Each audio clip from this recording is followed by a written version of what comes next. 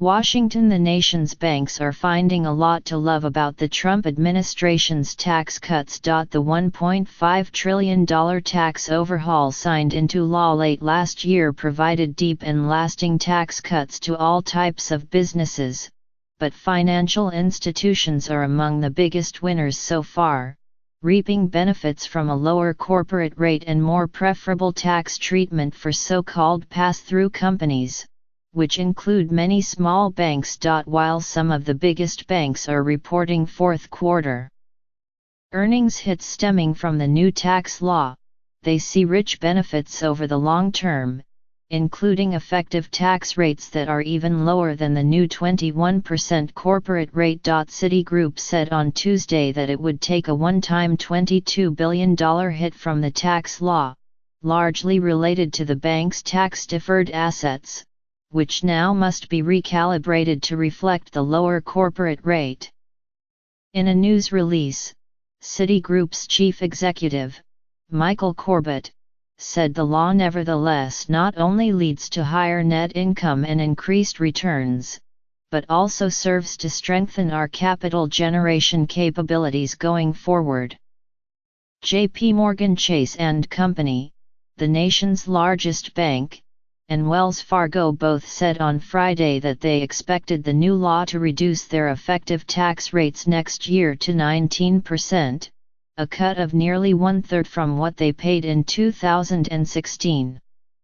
The reduction will give the banks a combined boost of more than $7 billion in 2018 alone.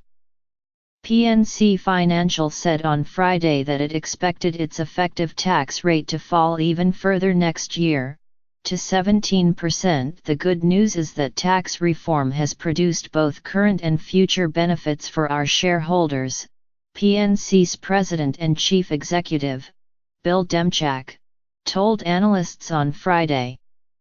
He said the bank's preference would be to divert the tax savings toward dividend, which is to say, to return a higher dividend to shareholders.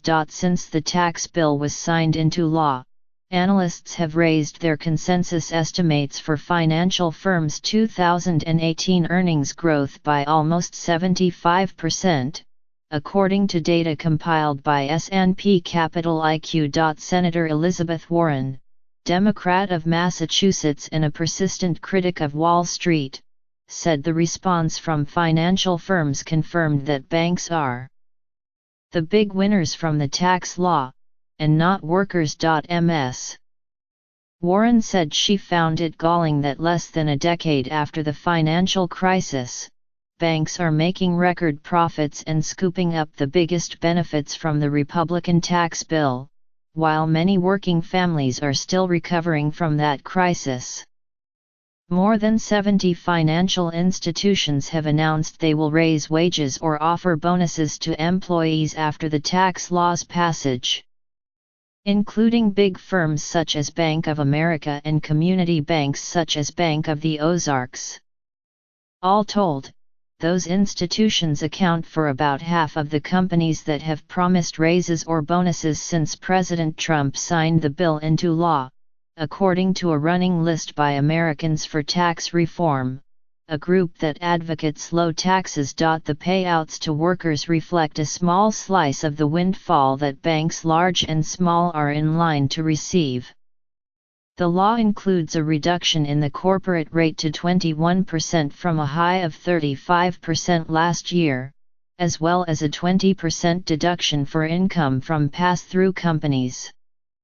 One-third of all community banks are organized as pass-throughs, according to the Independent Community Bankers of America, which represents those firms and was among the groups pushing for a lower pass-through rate. Analysts projected the financial industry would reap some of the largest benefits from that reduction, given that banks typically paid much higher effective tax rates in the past than many other industries, like manufacturing. The boon for banks comes as the industry begins to regain some of its swagger in the wake of the financial crisis and as it seeks to roll back some of the post-crisis regulations put in place by the Obama administration under the 2010 Dodd-Frank law. Officials at top banks have mostly showered Mr. Trump with praise for his economic policy agenda, which they say is expanding growth.